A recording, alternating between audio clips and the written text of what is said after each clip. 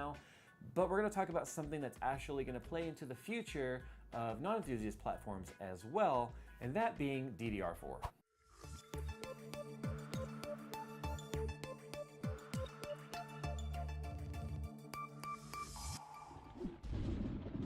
Now, obviously, one of the things that people are talking about when it comes to DDR4 is the fact that, holy crap, it's really expensive. Like, some modules cost as much as people's entire PCs expensive. But guys, that's to be expected when you have bleeding edge technology and there's a high demand and low stock. So with that said, I was very fortunate that the guys over at G.Skill were willing to send me a 16 gigabyte kit to put in Skunkworks so that I can tell you guys all about DDR4. Now, the RAM modules that they sent me was the G.Skill Ripjaw 4s, and these are actually pretty damn amazing, if I may say so myself. Now, the Ripjaws have kind of become a buyer's choice when it comes to gamers and enthusiasts and overclockers alike. It's some great, very versatile RAM. Now, enabling the XMP profile on the Ripjaw 4s, we get timings of 15, 15, 15, 35, at 2400 megahertz. I have a 2400 megahertz kit. They are available also in 2133, 2667, I believe 2800. And guys, DDR4 is already surpassing 3000 megahertz. This stuff is really, really awesome. I've heard some people say, well, what's the big deal? I mean, that CAS latency seems really, really high. Now you have to think out of the box. This is a whole new architecture of the RAM. And holy balls, as Linus would say, is it fast? Now I'm sitting here on my test bench with AIDA64 going and the memory benchmark. And I'm using AIDA64 because when I tried using the MaxMem, was getting some funky results. I don't think MaxMem is actually working very well so far with the DDR4 DIMMs. So we're going to go ahead and use AIDA64. It has been updated for the DDR4. Now the test bench behind me is a 4770K, and I have 16 gigabytes of ADATA 1600 megahertz RAM, currently overclocked to 2000, and the timings on that right now are 12, 12, 12, 30. As I overclock the RAM, I had to relax the timing a little bit. When we go ahead and run the memory read test, we'll see what we get. Okay, so the memory read test is done. We've got 28,633, or 28.6 gigabytes per second read speed of the RAM. Go ahead and do a write and then a copy. We'll go ahead and do write, copy, and latency, and then we'll go ahead and compare those numbers to DDR4 on the X96 behind me. Okay, so the test of complete. The memory read, as we already talked about, was 28,633 megabytes per second. Memory write was 29,460 megabytes per second. Memory copy, 26,437 megabytes per second. And memory latency at 51.2 NS, or I guess that would be nanoseconds. But I want to point out, though, I know you probably can't really see it too well, but it's actually these DDR3 2000 megahertz overclocked ADATA DIMMs are actually at the very top of the list on the latency. And in fact, they're they're like top 6 or top 7 on the other tests. Now let's go ahead and do the DDR4 test and see how these compare. Transition. Now before we actually talk about Skunkworks, I want to point something out. The DDR3 is actually overclocked right now to 2000 megahertz, up from 1600. I'm running these Ripjaw 4s right now at stock, which is a 2400 XMP profile. So we'll kind of do a comparison real quick here also on how well they overclock. Now on the memory read speed, we are getting 60,046 megabytes per second read speed. Now just to recap your memory, the DDR3 over there at 2000 megahertz did 28,633. That's more than double the speed already on DDR4. Now the memory write speed was a 54,104, and the memory write speed over on the DDR3 setup was 29,460. So not quite double there, but still quite the gap. 54,100 versus 29,500 or 460. I like to round. I like to do things simple. Now the memory copy speed on the DDR4 RAM, 56,772, and over on the DDR3, 26,437. So again, more than double on the DDR4. This is pretty amazing. Now what's interesting here is the latency though. On this these DIMMs right here is 64,000, or excuse me, 64,000, that's not good. No, scratch that.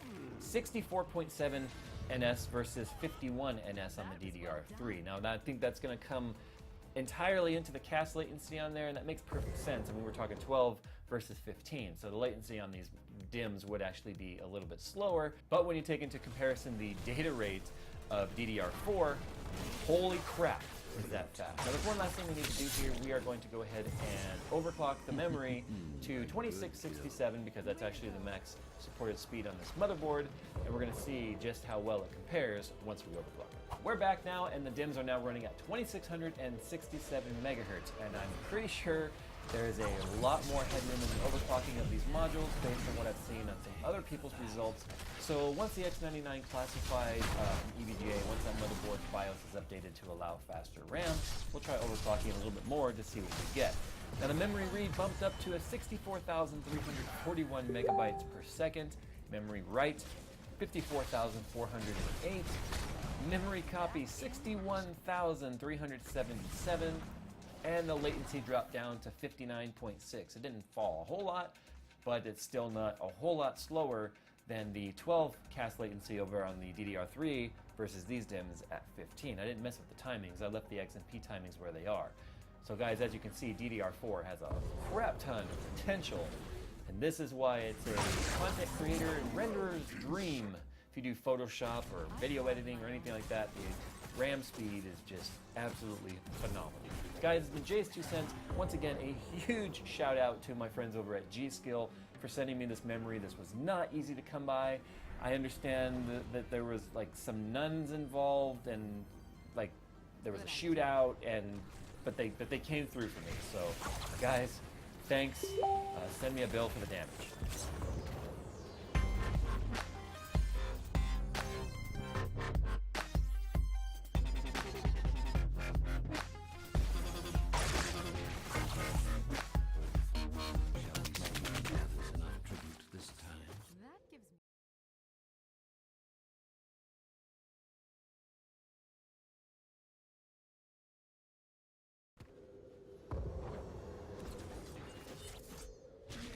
Today, we're going to look at the G-Skill Ripjaws 5, designed for 6th generation Core i7, Core i5 Intel processor, right after the box. Now, you can use this with other DDR4 platforms, but older DDR4 memory, especially DDR4 memory that's maybe on fire sale, was a little sketchy with 2133 when it first came out on the X99 platform. The X99 platform used DDR4. The Z170 chipset and Skylake uses DDR4. Skylake is a little less forgiving than X99. X99, you know, keeping up with DDR4 was kind of a thing, and so you could end up with memory kits that were maybe a little sketchy, maybe around the 2133 mark, because DDR4 2133 sort of at the lowest end for Z170, and you really need to make sure that you get a memory kit that is compatible or advertised as tested with Z170 or on your motherboard's compatibility list. So in our case, we're going to take a look at the G-Skill Ripjaws 5 on an Asus Z170A. The Z170A board from Asus is the board where they put all the best features in at the most aggressive price point they possibly could, while actually retaining some of the more interesting and cool features that Asus does in terms of fan control and BIOS access and hardware platform features, 5-way optimization, that kind of thing. So we're going to take a look at the G-Skill memory. Now this memory is designed for 3 GHz, so that's 3 GHz on an XMP profile. If you're not familiar with XMP profiles, what it is there's an EEPROM, an electronically erasable programmable read-only memory, that is on each one of these sticks of RAM, each one of these DIMMs. And this EEPROM stores the timing information about how the processor should interface with the RAM. And just depending on how the RAM is seated in the RAM slot and the humidity and temperature when you physically install the RAM, and just lots of little physical differences, maybe some physical differences when the motherboard is manufactured from one motherboard to the next from the same assembly run. The processor and the memory, because the processor basically plugs directly into the memory. I mean, the processor connects to the socket connects to the motherboard connects to the memory, but basically the motherboard's not really doing much with that. It's providing power to the RAM, but it's basically wired directly into the processor, the RAM is. And so because of that, the RAM and the processor sort of have to do training and all sorts of weird, funky voodoo stuff to make sure that everything works properly. One of the big differences with DDR4 versus DDR3 is that DDR4 is more tolerant of wires that are different lengths. And so the DDR3 bus was one of the few remaining parallel buses. And so if we look at it, we've gone from parallel ATA, remember the ribbon cables that used to connect your hard drives, into serial ATA. We've gone from parallel buses like PCI, where 32 bits of information is transferred in parallel, to serial buses like PCI Express, where there are multiple sort of independent, sort of not really, serial lanes through which information is transferred. DDR4 is kind of getting there. It's not exactly there, but it's a little bit more tolerant of different interconnect wire lengths. So sometimes if you look at an old motherboard and you look at the traces, some of the wires go straight there, and some of them sort of have this really long sort of, you know, S-shaped pattern or something. And a lot of the time that's done because of the harmonics of the electrons on the wire. So electrons down this wire travel a certain distance, electrons down this other wire travel a shorter distance, and when you get really high-speed circuits, that's a problem. DDR4 deals with that like non-parallel buses, but not exactly. And so the timings are really important. And so whenever you install new RAM, you may have to clear your CMOS, or if you have an ASUS board, you may have to hit the Mem OK button, or something to retrain the system from the processor to the RAM. And then those training values are basically stored by the system so that the next time it boots up, it remembers the RAM, and so they sort of marry together. And so extreme memory profiles is a set of alternative timings that are not the, you know, sort of worst case scenario timings, or sort of the lowest common denominator setting. So with DDR4 out of the box, it's 2133. You can get a DDR4 kit that is only 2133. You can get a DDR4 kit that's, you know, 2600, 3000. This is the memory speed. Sometimes you can get borderline DDR4 kits where it's 2133 or, you know, 2600. But if you really look at the timings, the 2133 timings are quick and the 2600 timings are very slow. And so effectively, even though the RAM is clocked to 2600, because of the wait states and how long you're waiting to access columns and things like that, to do with the arrangement of the chips on the DIMM, and like physically, electrically, how it's laid out, and the silicon that you're dealing with in the memory chips, you end up in a situation where the RAM's not really that much faster. So you got to run some benchmarks. You'll have to run something like 864 or something like that to check memory, different kinds of memory operations, memory read, memory write, operations where you're fetching information randomly from memory, where you're fetching information linearly from memory. Those are the kinds of things that you really need to do to sort of figure out, you know, how your RAM has improved based on overclocking and playing with the timings.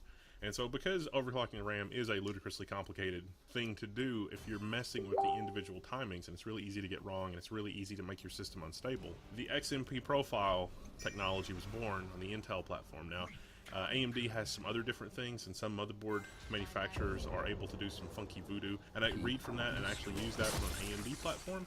But generally, XMP is an Intel technology, but you can totally use it on an AMD platform for the motherboards that try to sort of translate it to deal with that. But we're talking about DDR4 right now, so AMD's kind of left in the cold a little bit on that. So the first thing to do when you've got your RAM is to just physically install your RAM. By default, it's going to boot up, and it's going to boot up at 2133. It's going to boot up at sort of the JEDEC memory standard 2133. There's no option.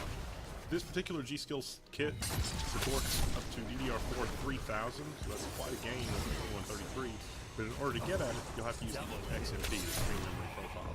Now, if you get an ASUS board, a lot of the channel boards and the Maximus boards from ASUS, they have this easy XMP button. You can literally just install the RAM, throw the switch.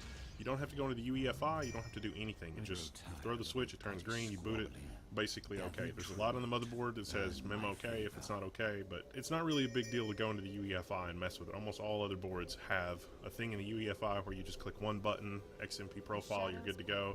But even if you don't want to do that, you got the switch option, so I thought I'd mention it. And so installing this and overclocking the memory from 2133 to 3000, basically that easy. You just install it, throw the switch, you're done. If you don't have the switch, you just have to go into your BIOS and look for something like the XMP profile. It may be under tweaking or overclocking or whatever. AI clock overtuner, XMP profile. Set it for XMP. There'll be an option that lets you pick XMP profiles. In this case, this RAM kit only has one XMP profile, so you only have one option.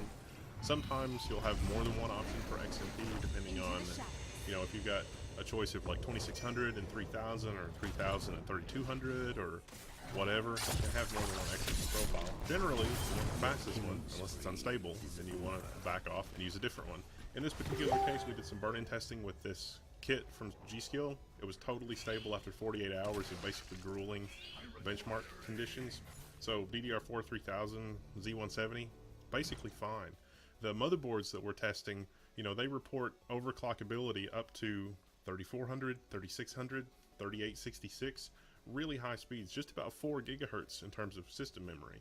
Now the reality is that unless you're using onboard graphics, it doesn't really make a lot of difference in the performance of the machine. You've got a little bit more bandwidth and you've got a little bit more headroom with DDR4 than you did with DDR3, but in terms of how fast and responsive the system is and a lot of other things, the speed of the RAM really doesn't make a huge difference. It does help if you're doing things like compression or you're moving through very large files. If you routinely download terabytes of information and you really want to extract things really fast and you've got a really fast disk subsystem to keep up with it to where you're doing a lot of stuff in RAM, RAM's still not really even a bottleneck even in that case. But it does help a little bit, and you can kind of see that from the 8-64 benchmarks. But the other thing that's nice about the XMP profile is that generally the higher end RAM kits have XMP profiles, which means that they support more than just the bare minimum of 2133. That means the manufacturer has basically worked on it and certified that that is going to work with this memory kit. So if you have the option, turn it on. You get an extra performance benefit. You might as well turn it on. It's not going to make your system unstable. At least it shouldn't. If it does, you can always go back to 2133, but you know, even if it's just a little bit faster, if your RAM kit supports the XMP, you should turn that on. Probably a lot of you out there are running memory kits where you've just installed your operating system, and then, you know, you've been good. It's like, I don't want to mess with it. So if you haven't set your XMP profile and your memory supports it, then you totally should, because it's not really exactly overclocking. I mean, what it's doing here in this case is normally the DDR4 is running at 1.2 volts. Well, you up the voltage to 1.35, and then all of a sudden you've got a little bit more headroom on the RAM, because this RAM was designed to operate at 1.2 or 1.35. And so if you give it more voltage, it can get more done, and so it'll run at 3000 with 1.35 volts, or you can run it at 2133 with 1.2 volts if you're, you know, in a cabin in the woods that's completely solar powered, and every little tenth of a volt matters for what you're doing. So we've got a 16 gigabyte kit from G-Skill that is specifically designed for Z170. I mean, it's DDR4, but DDR4 that can go really fast. So we've got it installed. It was completely painless. We tried it on a number of other motherboards, haven't had any problems. Did a 48-hour burn-in test. DDR4 3000, pretty solid. That's pretty much it. There's not really a lot to RAM. So if you pick up one of these kits or you have any questions or anything like that, head over to the forums at techsyndicate.com. If you have trouble installing your RAM, well, head on over to the forums at techsyndicate.com, because we can probably help you, because I'm pretty sure my grandma can install RAM. So I think you'll be alright.